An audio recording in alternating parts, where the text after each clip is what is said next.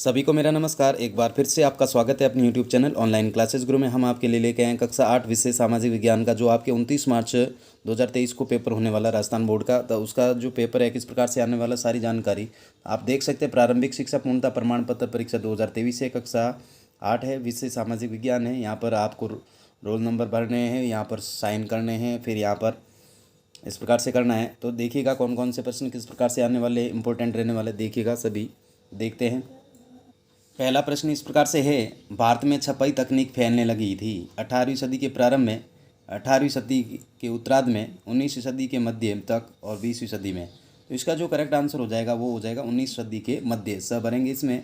फिर नेक्स्ट देखिएगा, दूसरा प्रश्न है, नीचे दिए गए प्रश्नों में सही विकल्प कीजिएगा। तो इसमें जो पहला प्रश्न होगा उसमें 1 से लेकर 6 तक आपके ऑब्जेक्टिव होने वाले हैं। तो राजस्थान के राज्यों में सर्वप्रथम 29 सितंबर 1803 को किस राज्य ने अंग्रेजों के साथ संधि स्वीकार कर ली थी? तो इसमें हो जाएगा आपके भरतपुर हो जाएगा। फिर नेक्स्ट देखिएगा, तीसरा प्रश्न, पहले का तीसरा, 1 से लेकर 6 तक ये प्रत्येक आपके एक एक अंक के रहने वाले हैं। फिर नेक्स्ट तीसरा प्रश्न है, विश्व की 90% जनसंख्या लगभग कितने प्रतिशत भूपृष्ठ पर निवास करती है?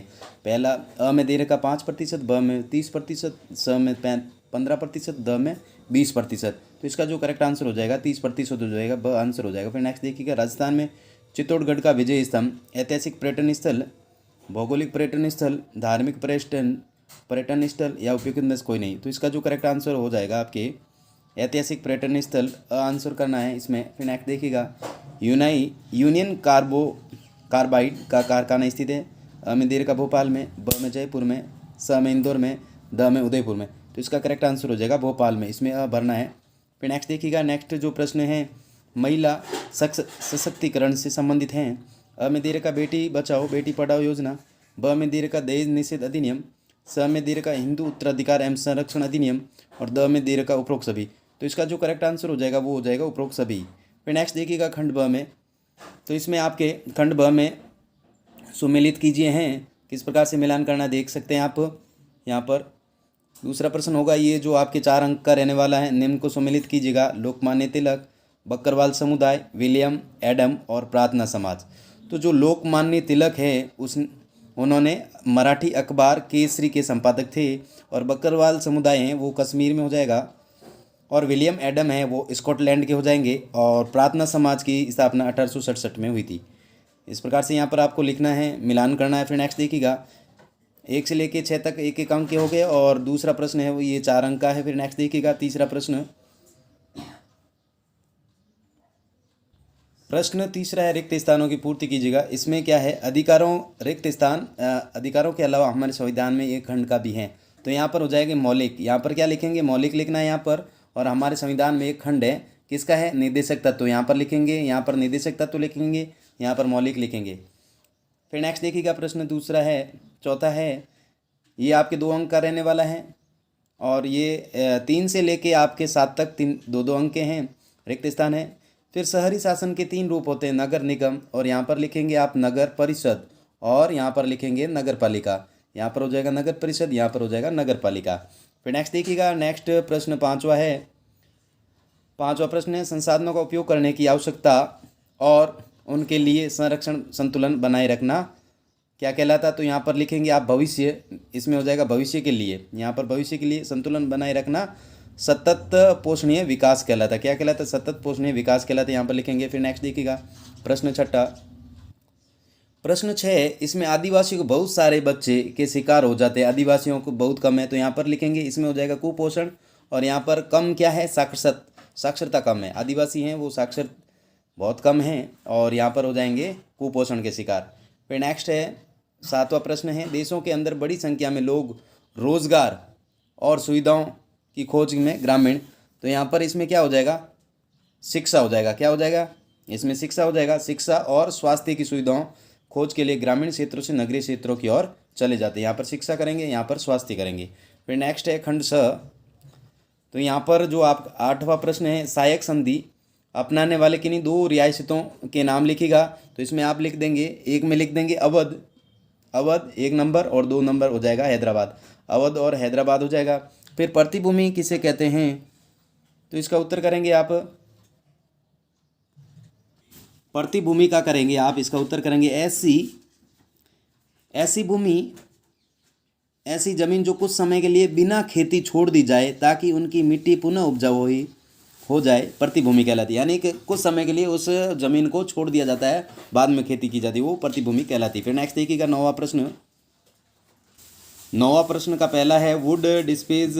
वुड डिस्पेज से आप क्या समझते हैं? तो इसका उत्तर करेंगे 1854 में ईस्ट इंडिया कंपनी के लंदन स्थित बोर्ड ऑफ डायरेक्टर ने भारतीय गवर्नर जनरल को शिक्षा विषय में एक नीति पत्र भेजा था। चूंकि यह नीति पत्र चार्ल्स वुड के नाम से जारी किया गया था, अतः इसे वुड डिस्पेज के नाम से जाना जाता है। फिर नेक्स्ट है 19वीं सदी के आखिर में बुनकरी के कौन से दो महत्वपूर्ण केंद्र उभरे? तो इसका उत्तर करेंगे आप पश्चिमी भारत में स्थित सोलापुर और दक्षिण भारत में स्थित मदुरा। पश्चिम भारत में स्थित सोलापुर और दक्षिण भारत में स्थित मदुरा, दो स्थान करेंगे। फिर मंगल पांडे कौन था, यह क्यों प्रसिद्ध था? 10वां प्रश्न है। तो मंगल पांडे बैरकपुर में कंपनी की सेना में सिपाही था। फिर नेक्स्ट देखिएगा 11वां प्रश्न। नेक्स्ट प्रश्न 11वां है लौह और अलोह खनिज में अंतर स्पष्ट कीजिए। तो लौह किसे कहते हैं? तो जिनमें धात्विक खनिजों में लौह खनिज एक साइड में लिखेंगे और एक में अलोह खनिज। जिन धात्विक खनिज पदार्थों में लौह का अंश पाया जाता है उन्हें लौह खनिज कहा जाता है, और जिन धात्विक खनिजों में लौह अंश नहीं पाया जाता उन्हें अलोह कहा जाता है। और लौह खनिज ये भूरे रंग के होते हैं और अलोह खनिज ये विभिन्न रंग के होते हैं। और लौह खनिज इन खनिजों का उपयोग इस्पात उद्योग में किया जाता है, अलोह खनिज इन खनिजों का उपयोग विभिन्न कामों में किया जाता है। फिर नेक्स्ट देखिएगा प्रश्न 12वां। नेक्स्ट प्रश्न 12वां है निर्वाह कृषि और गहन कृषि में अंतर स्पष्ट कीजिएगा। तो निर्वाह कृषि क्या होती है और गहन कृषि क्या होती थे? निर्वाह कृषि में एक पहला बिंदु लिखेंगे, इसके अंतर्गत खेतों में पर परिवार के लोगों द्वारा जीवन निर्वाह हेतु फसलों का उत्पादन किया जाता है। निर्वाह यानी अपने जीवन निर्वाह के लिए उसका उत्पादन किया जाता है। निर्वाह कृषि में अधिकांश कार्य हाथों से किया जाता है, दूसरा बिंदु लिखेंगे। और तीसरा बिंदु लिखेंगे निर्वाह कृषि में पूंजी की कम आवश्यकता होती है। चौथा बिंदु लिखेंगे निर्वाह कृषि में निम्न प्रौद्योगिकी का उपयोग कम किया जाता है। फिर गहन कृषि में लिखेंगे गहन कृषि किसान छोटे खेतों पर अधिक श्रम व संसाधनों की सहायता से फसलें उत्पादित करता है। गहन कृषि में दूसरा बिंदु लिखेंगे गहन कृषि में अधिकांश कार्य मशीनों द्वारा किया जाता है। तीसरा बिंदु लिखेंगे गहन कृषि में पूंजी की अत्यधिक आवश्यकता होती है। चौथा बिंदु लिखेंगे गहन कृषि में उच्च प्रौद्योगिकी की आवश्यकता पड़ती है। फिर नेक्स्ट देखिएगा 13वां प्रश्न। प्रश्न 13वां है आकार के आधार पर उद्योगों का वर्णन कीजिए। तो आकार के आधार पर उद्योगों को दो वर्गों में विभाजित किया गया है, एक लघु आकार के उद्योग और दूसरा लिखेंगे वृत्त आकार के उद्योग।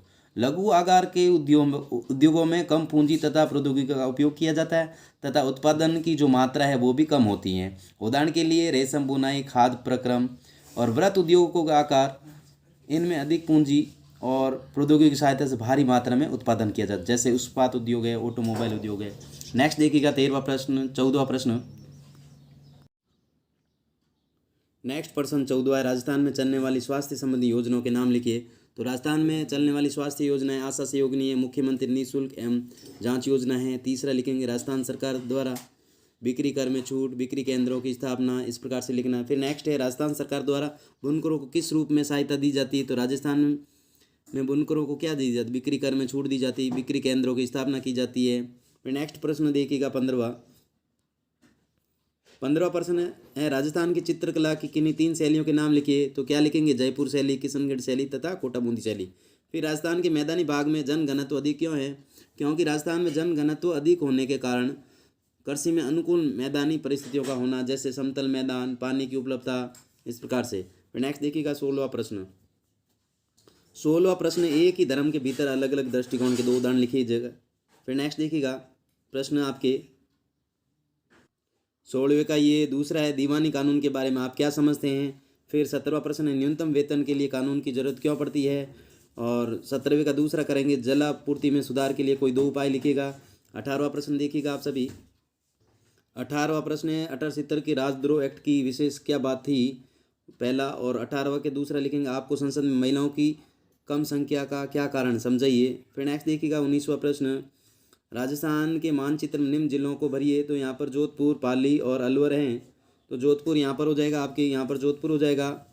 और भरतपुर यहाँ पर हो जाएगा आपके, भरतपुर नहीं है, पाली है, तो पाली यहाँ पर भरेंगे आप, यहाँ पर हो जाएगा पाली, यहाँ पर जोधपुर हो जाएगा, यहाँ पर पाली हो जाएगा। और अलवर है जो यहाँ पर हो जाएगा, अलवर यहाँ भरेंगे आप, यहाँ पर अलवर भरेंगे, यहाँ पर अलवर हो जाएगा। फिर नेक्स्ट देखिएगा 20वां प्रश्न।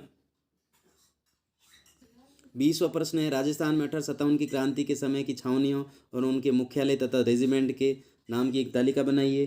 फिर दूसरा अथवा में मिलेगा आपको, राजाओं में उत्तराधिकार के प्रश्न पर फैले असंतोष ने राजस्थान में 1857 की क्रांति को हवा दी, समझाइए। फिर 21वां प्रश्न देखिएगा आप सभी।